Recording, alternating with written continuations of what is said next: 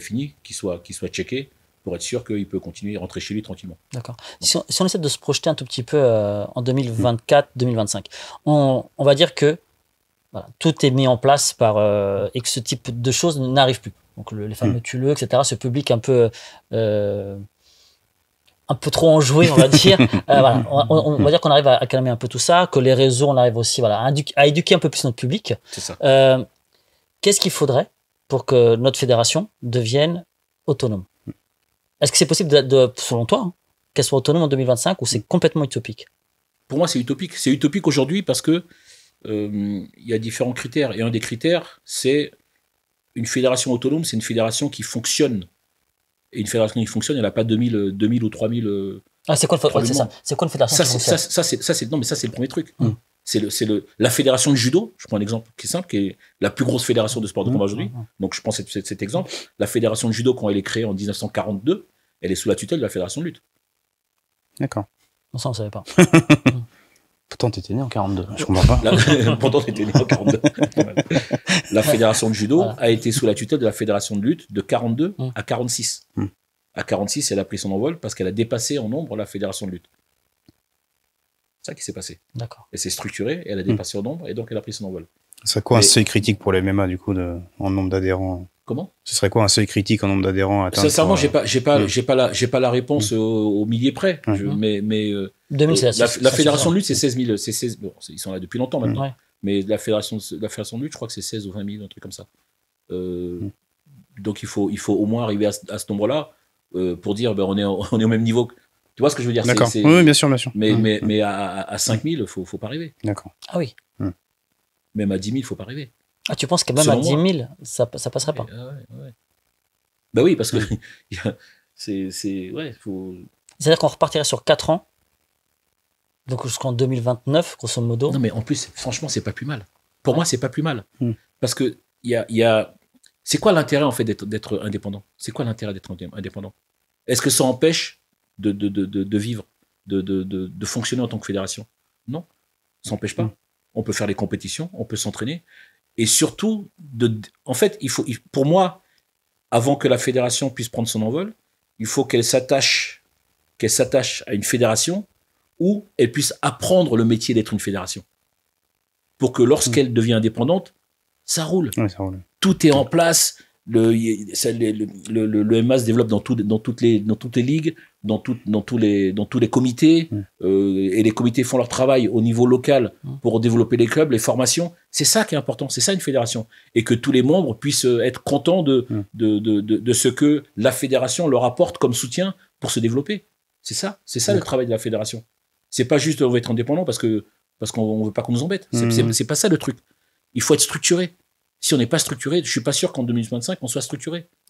Non, c'est pas ce que je veux dire. C'est ça le truc. Mais je suis complètement d'accord avec toi. C'est vrai que. Mais est-ce que il y a pas un manque aussi, tu vois, de ressources? On sait qu'aujourd'hui, ils reçoivent un budget qui est quasiment inexistant. Ouais, c'est pas un budget, c'est. C'est ça, c'est familique. c'est ça. C'est vrai. Hein. C'est le buffet à la cantine, quoi.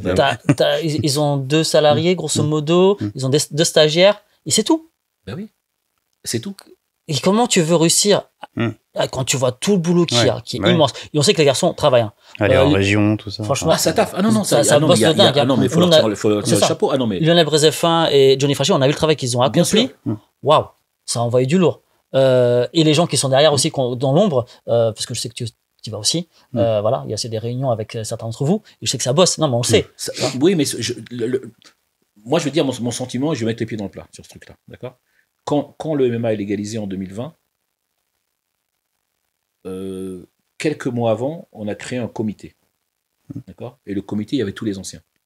Et on a toujours dit le MMA. Anciens combattants. Quand tu dis anciens, c'est anciens combattants. Ouais, de toute façon, les anciens, c'est les anciens combattants. D'accord? Et ils se disaient qu'on n'arrivait pas à s'entendre. On s'est tous réunis sur ce comité. Tous. Tout le monde était là. Et ce qui aurait dû être fait, selon moi, parce qu'on avait donc les anciens combattants, donc les anciens, on va dire, d'accord, avec également leader d'opinion sur le MMA, sur les clubs, sur voilà, à tous les niveaux. Ce qui aurait dû être fait, selon moi, c'est de se servir de ce comité pour lancer cette fédération, et pas d'ignorer ce comité qui a finalisé en fait l'arrivée du MMA, d'accord, et de dire, allez, on efface tout, et puis maintenant, c'est la fédé de boxe, et puis on prend 2 personnes qui sont Lionel, et puis on fait table rase, et puis on recommence. Parce que les pionniers, le background, il est là. Après, ils sont quand même inspirés de votre travail. Je pense qu'ils sont pas partis des Ils n'avaient pas le choix. Non, ils n'avaient pas le choix. Ouais. Mais c'est pas seulement s'inspirer du travail, c'est se servir des personnes. Parce D'accord. que ces personnes, parce qu'il y a eu beaucoup de frustration. Il y a eu beaucoup de frustration. Il y a beaucoup de personnes qui se sont senties, qui se sont dit. Ouais, tout le boulot qu'on a fait, un peu lésé, quoi. Quand je dis beaucoup de personnes, je fais partie de ces personnes-là. D'accord. Mais j'étais aux réunions, donc je sais que je parle pour moi, mais je vais pas nommer les autres parce que les gens qui ont dit, mais attends, on a fait tout ça, et là, tout d'un coup, on n'est pas appelé pour. Tu vois ce que je veux dire? Bien sûr. Et c'est tout à fait normal. C'est tout à fait normal quand tu donnes autant d'années et de ta personne gratuitement pour, tu vois, bénévolement pour. C'est important de le dire. C'est important de dire que c'est bénévole. Non, mais c'est important de le dire. Bien sûr. Donc, et quand ça se fait, tu as envie de faire partie tu vois, de continuer à construire. Tu vois? Et donc, l'erreur, elle a été là. Parce que tout d'un coup, faire table rase, on reconstruit tout. Il y a des gens qui disent, finalement, si on demande de prendre une licence, moi, mes clubs, ils prendront pas de licence. Tu vois, tu crées des frustrations. Ouais, tu penses que ça vient de là, d'accord. Et tu crées des ennemis pour rien, en fait. Parce qu'il n'y a pas besoin, tu vois. On est tous ensemble, on est tous la même famille. Bossons ensemble, tu vois. Construisons, continuons à construire ce MMA ensemble.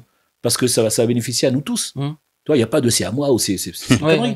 Tu vois, c'est à personne, c'est à tout le monde, tu vois. C'est stupide. D'ailleurs, on voit aujourd'hui, dans les médias, dans les médias, entre guillemets, quoi, ça se tire dans les pattes. On voit ça sur les réseaux, sur Insta, on voit ça tire à balles réelles, limite, il y a des phrases qui sortent, des dossiers. Est-ce que oui, mais c'est dommage. Enfin, mais il y a de l'humain, il y a de l'ego, il y a du truc, tu vois. Mais est-ce que ces dossiers ne sortent pas aussi parce qu'on se dit, il y a 2025 qui arrive, 2024, 2025, je vais me positionner parce que j'ai envie d'aller, tu vois, justement, aller chercher Non, je ressens pas ça comme ça. Moi, je ressens pas comme ça. Alors, je sais pas de quel dossier tu parles. Non, mais voilà. Parce qu'il y en a d'autres qui vont sortir encore, je pense. Mais d'accord. Non. Je pense qu'il y a. Je pense pas que je pense pas que ce soit par rapport à une fédération. Non, je pense pas. Tu penses pas qu'ils cherchent on cherche à aller chercher le pouvoir aussi. Là, on sait qu'il y a un poste de président qui va arriver. Je sais pas si c'est lié à ça. Tu penses non je pense pas. Non, c'est une question. C'est une question. Je pense pas du tout que ce soit lié à ça. Je pense que c'est juste des querelles de personnes et des vengeances.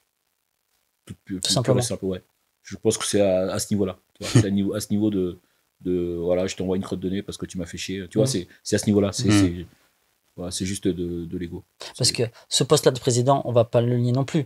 Il y a des gens aujourd'hui qui sont très intéressés de l'avoir, ce qui peut se comprendre, que ce soit la passion, que ce soit des intérêts personnels, que ce soit des intérêts pour le MMA. Bref, il y a plusieurs raisons de vouloir ce poste-là, qui est très prestigieux en plus. Alors, je vais te poser 2 questions par rapport à ça. La première, forcément, quand on est Bertrand à Moussou, avec tout ton vécu, le Pride, le Val-Tout en 95, le Pride. T'as œuvré en 2008, t'as failli avoir ce rôle-là finalement de président. Est-ce qu'aujourd'hui tu serais candidat ou est-ce que tu envisagerais de l'être? Ou alors, si tu n'es pas candidat, en tout cas aujourd'hui, ou si tu l'es, je ne sais pas, quelles sont les qualités selon toi qu'il faut avoir ou quelles sont les qualités qu'on ne doit pas avoir pour être président? Je l'ai été quand j'ai créé la Commission nationale de MMA, la CNMMA, qui est devenue CFMMA en 2012 avec la création de la Fédération internationale de l'IMAF. Jusqu'à 2020. Les athlètes français qui combattaient au championnat d'Europe, au championnat du monde et aux différents tournois, c'était à l'IMAF, la fédération française, c'était CFMMA, même si on n'était pas reconnu en France. Oui. Donc ce rôle-là, et j'ai été président de l'IMAF aussi. J'ai été président de la Fédération internationale de 2013 à 2015 pendant 2 ans. Et d'ailleurs, on fait vite fait une petite aparté. Tu te bats d'ailleurs aujourd'hui, et on espère que tu vas réussir à emmener le MMA aux Jeux Olympiques. Voilà. Donc ça fait partie ça c'est avec la casquette Fédération internationale. Ça c'est notre travail. Donc ce rôle-là, je l'ai eu, même si le MMA n'était pas reconnu. Mais j'ai joué ce rôle-là depuis 2008 jusqu'à 2020 et 2 ans avec la Fédération internationale. Donc moi c'est pas. En fait, j'ai eu ce rôle. J'ai eu ce rôle parce que j'ai été parachuté là-dessus.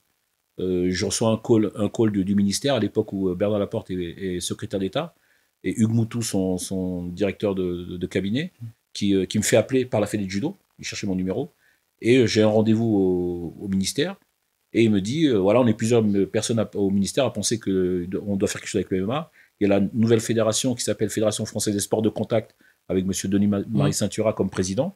On pense qu'elle peut être adossée à cette fédération. Et c'est là qu'il y a eu cette élection. Je suis élu comme président à l'unanimité.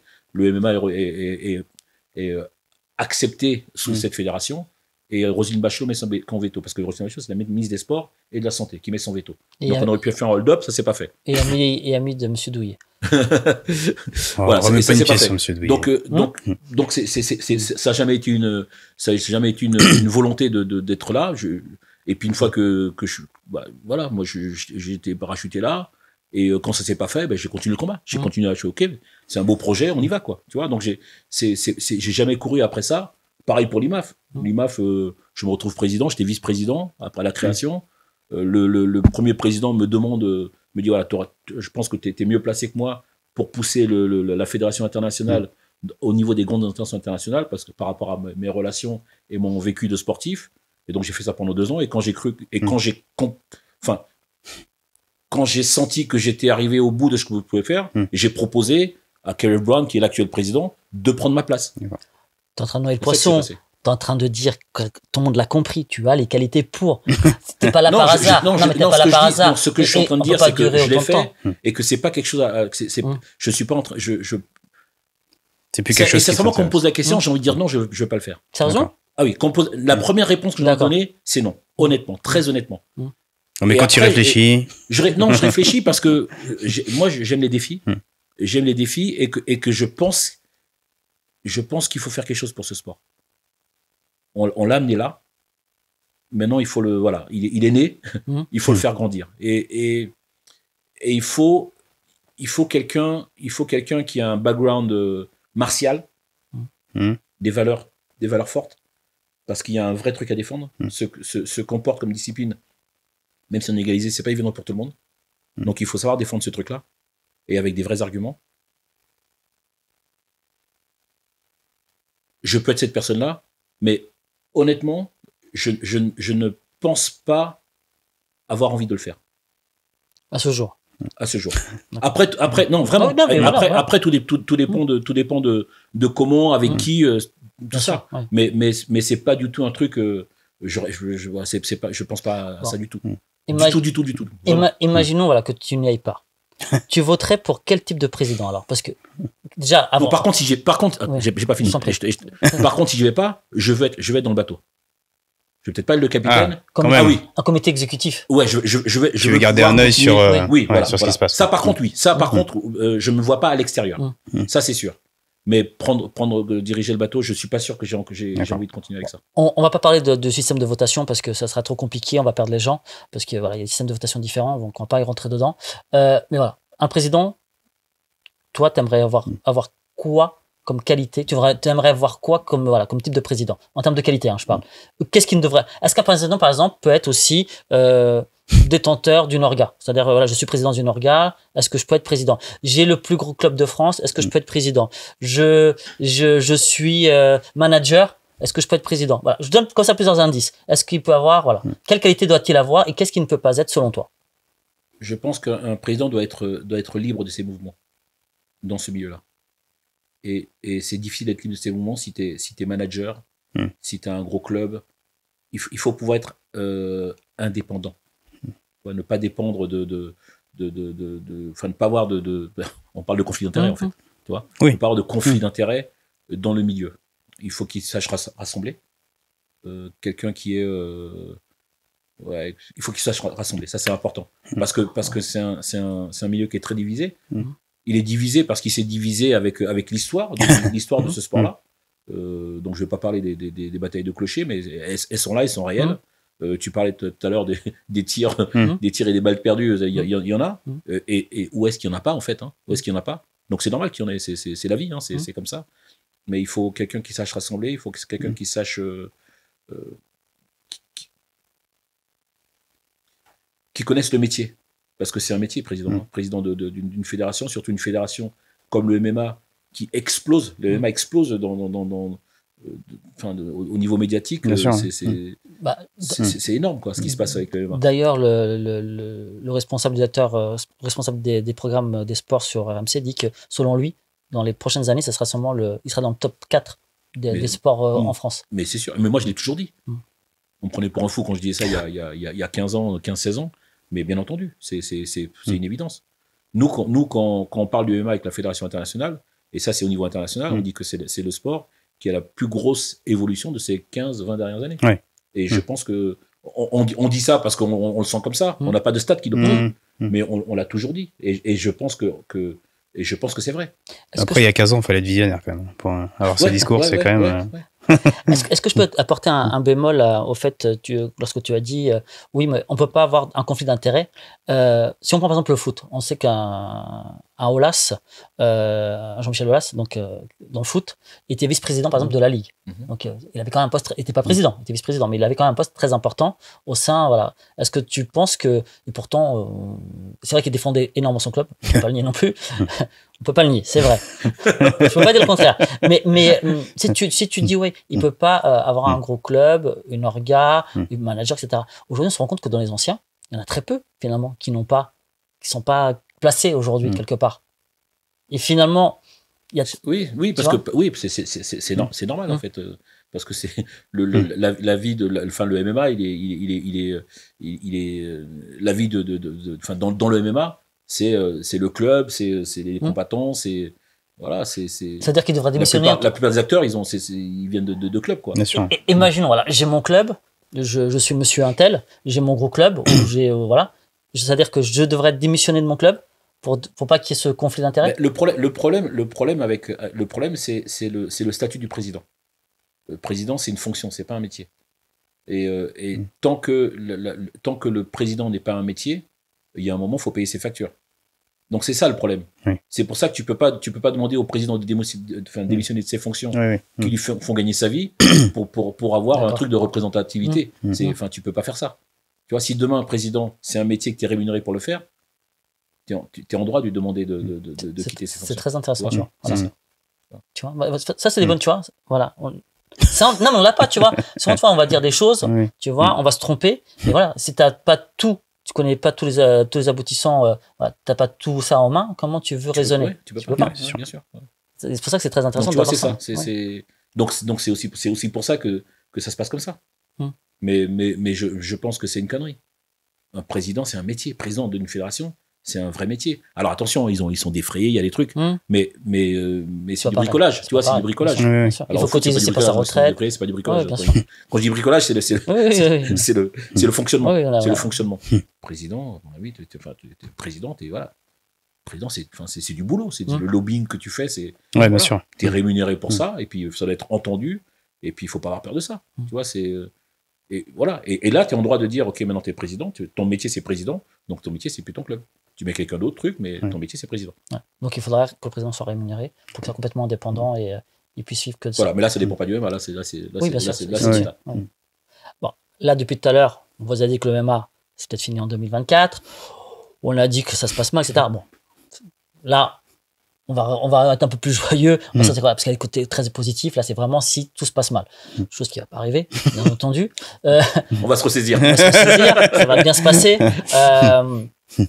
Toi, comment tu vois, très honnêtement, cette prochaine année, ou ces prochaines années? On n'a pas pu imaginer il y a 2-3 ans, voir un UFC, 2 UFC, un Bellator, un PFL, un Doumbé exploser. Moi, je l'ai vu. Toi, tu le voyais? mais parce que tu es dedans. Ah, mais ouais, je l'ai vu. Nous qui sommes, un peu, aujourd'hui un peu plus dedans. Il y a tous mes proches, je me disais, putain, mais t'avais raison. Je dis, bah oui. En fait, tu sais, quand tu es là depuis le début, tu vois comment ça avance. Et surtout, moi, je suis pas resté en France. J'étais président de la Fédération internationale. Moi, les UFC, j'en ai fait partout des UFC. Mais justement, ça avançait tellement lentement en France. J'en ai fait en Allemagne, j'en ai fait. Et donc, j'ai vécu le truc, j'ai vu le truc grandir. Et surtout, alors après, il y a des indicateurs. Quand ils ont vendu, vous vous rappelez le jeu UFC. Ouais. Voilà. Quand ils ont sorti le jeu UFC, le premier. Les plus grosses ventes, c'était États-Unis, bien sûr. Et numéro 2, France. T'imagines? Parce qu'on était trop frustrés en France. Ouais, c'est ça. pour Numéro 2, France. D'accord. Ça veut dire que tu dis, mais c'est Le marché. mais oui, c'est pas un hasard, tu vois, quand t'as tu dis, avec en France, et c'est pour ça que l'UFC a mis autant d'énergie sur la France. Parce qu'ils avaient ces données-là. Ouais, ils se sont dit, quelque chose à faire, il y a un marché, quoi. Il y a un vrai marché. Ce sport intéresse. Après, il y a la frustration de pas être là. Et on a bien vu quand c'est premier UFC. Premier UFC, ils ont battu le record de recettes de l'Arena de Bercy. Premier événement, tout événement confondu. Depuis la création. C'est de la science-fiction quand on y pense. Justement, pour revenir, tu dis quand t'es dedans, tu vois l'évolution, mais ça a mis tellement de temps d'un regard extérieur. Comment tu te décourages pas, justement, avec toutes ces années, tous ces refus, tous ces obstacles? Tu sais, quand tu es un athlète, quand tu fais de la compétition, tu vois, avant de gagner, tu fais que perdre. Tu vois, sur la construction, tu perds et tu te relèves et tu retournes. Et tu gagnes, et puis tu repères, et puis tu retournes. Tu vois, et tu apprends de pourquoi tu as perdu. Moi, quand je vous rappelle, si je vous raconte les premiers rendez-vous au ministère, je prenais hippon à chaque fois.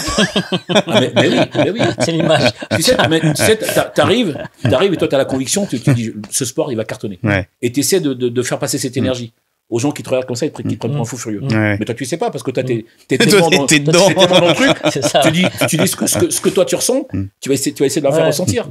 Et puis les mecs, ils te remettent à terre avec des questions hyper basiques. D'accord, vous voulez être légalisé? Vous avez une fédération internationale? Non. Voilà, le sport doit s'organiser au niveau international, et puis revenez. Vous n'avez pas de fédération internationale, vous voulez être légalisé en France, alors que le sport, il n'est pas organisé au niveau international. Revenez, donc tu prends la douche froide, tu fais, ah oui, putain, c'est pas con ça. Et une fédération internationale, ça c'est pas on y va, et puis voilà. Donc la fédération internationale arrive, toi tu reviens, c'est bon, tu y retournes. C'est bon, voilà. On a fait des formations pour entraîner, pour qu'il y ait des coachs de MMA, pour pouvoir entraîner tout public, parce que tu sais de quoi ils sont faits, tu sais ce qu'ils attendent. Donc c'est pour ça qu'on a commencé les formations. D'ailleurs, les 2 premières étaient à l'INSEP, dans l'antre du sport, tu vois. On était super contents, tu montes les photos, INSEP avec tu vois. Toi, tu dis, t'as tout bien fait. La fédération internationale, ça c'était 2012. Ah oui, alors très bien, très très bien. Mon fils, il vient au MMA. C'est quoi le cursus? Qu'est-ce que vous lui apprenez? Ah bon, les éducateurs, non, mais comment il évolue? Comment moi je les sais grades, les techniques, tout ça. C'est quoi le système éducatif? Et pour les profs, comment ils sont évalués? Là, tu te grattes la tête, parce que toi, tu fais ça avec ta connaissance, mais quand au ministère, quand ils te posent la question, tu sais très bien, ils veulent des dossiers. Oui, ils veulent un cadre, ils veulent un manuel technique. Tu reprends un balayage dans le temps, tu vois. Donc, tu y retournes, et c'est ça tout le temps. Et en fait, avec chaque interrogation, ça amène du travail derrière. Parce que quand tu vas au ministère, il faut que tu aies des dossiers qui soient carrés, tu vois. Et le jour en fait où ça a tout changé, c'est le jour où j'avais écrit la progression technique du MMA, qui est utilisée maintenant à l'IMAF, pour leur montrer, parce qu'à chaque fois, ils me parlaient de l'UFC. Parce que c'est ce qu'ils connaissaient, ou en tout cas tu vois, les highlights de vidéos sur YouTube, parce qu'ils mettaient MMA sur YouTube, voilà. Mais c'est ça, non, c'est pas ça. Toi tu les ramènes sur le truc éducatif, non, c'est moi, c'est tout ce que je vois quand je mets le truc, c'est ça que je vois. Donc en plus, les highlights, c'est pas les meilleures images éducatives, quoi. Donc une fois que le truc était écrit avec couleur de ceinture, technique, tout ça, t'amènes le dossier, ah ouais, là c'est quelque chose qui leur parle. Voilà, les mecs, pour être ceinture jaune, il faut qu'ils apprennent telle technique. Et là, tout d'un coup, c'est un langage qu'ils comprennent. C'est martial. C'est martial, c'est ça. C'est martial. J'avais écrit ça c'était pas mal, j'avais écrit les 10 commandements du MMA.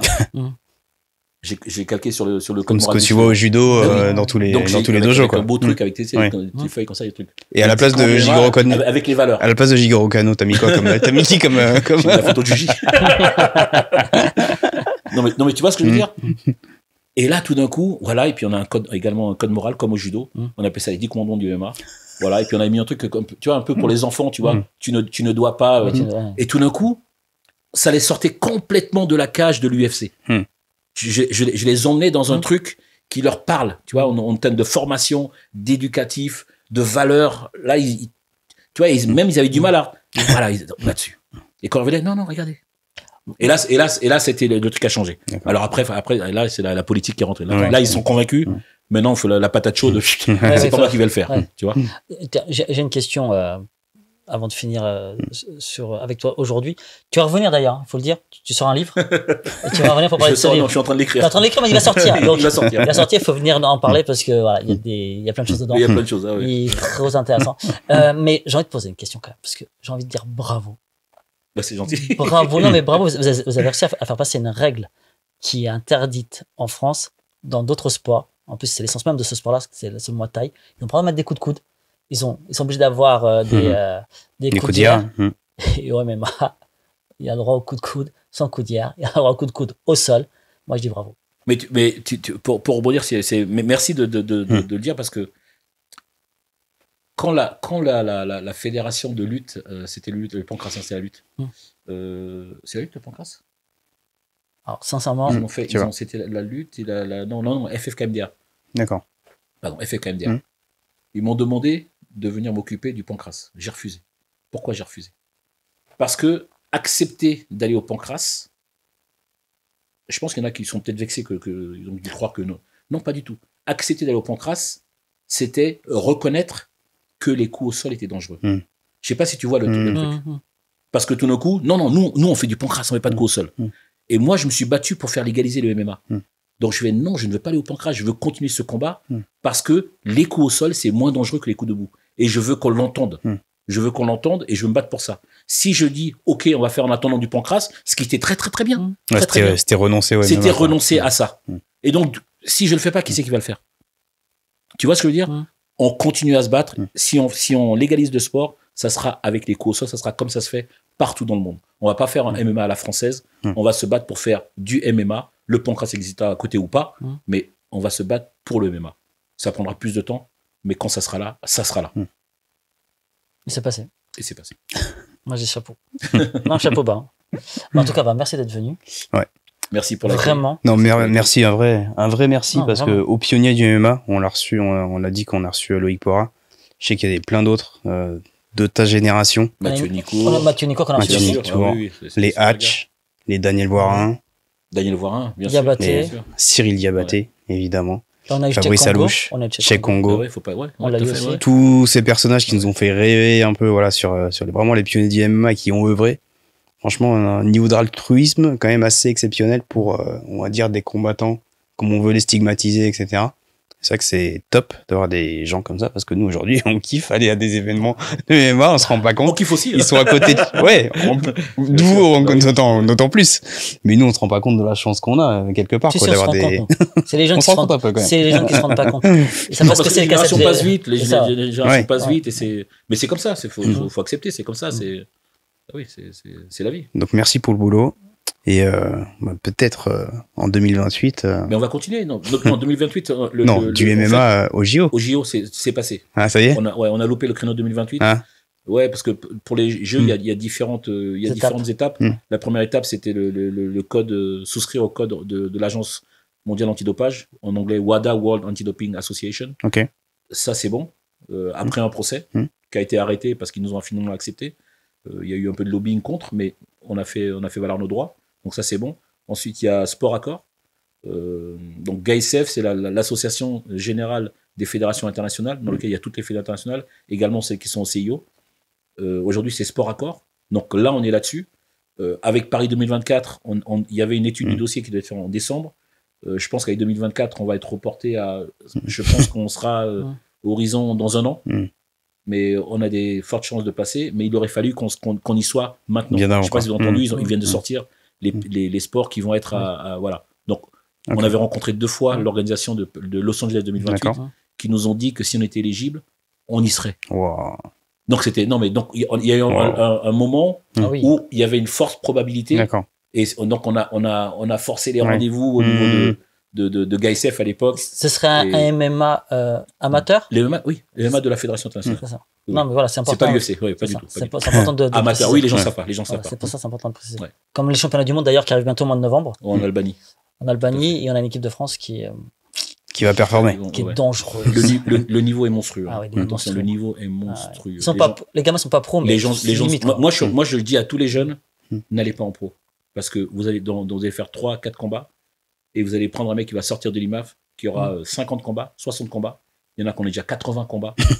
Ils vont vous balayer parce que quand ils vont rentrer pro, ils seront à 0-0-0. Et ils vont jouer avec votre corps, vous n'allez pas comprendre d'où ils viennent. Moi, je sais d'où ils viennent. Donc, faites une carrière. Parce que les combats perdus en amateur, on s'en fiche. C'est même pas marqué qu'il a fait amateur. Tout à fait. Par contre, c'est de l'expérience. Allez faire de l'expérience en amateur. Pour ça, vous passez sur le circuit. Il faut faire le championnat de France, il faut être champion de France, il faut être sélectionné. Mais tu passes sur le truc. Parce que passer pro, tu as 6 mois de pratique, puis tu te sens un petit peu fort parce que tu as fait un background de judo, de lutte ou de muay thai. Tu fais ton premier combat pro. Quand tu vas tomber sur un mec qui sort de 80 combats amateurs, tu vas faire quoi? Concrètement, c'est pas possible. C'est pas possible. En tout cas, merci encore. Ouais, merci beaucoup. Et on se dit à très vite. C'était un plaisir. Suivez monsieur Bertrand Moussou sur les réseaux. Le président. Le président. Attention, juge. Quand on est président. Moi, c'est Kimura. Attention, quand on est président une fois, on l'est à vie. C'est vrai. Forcément. Et nous, on se dit à très vite sur la bagarre, forcément, pour d'autres très bonnes émissions. Merci, à bientôt. Merci pour le Vincent. sérieux. Merci beaucoup.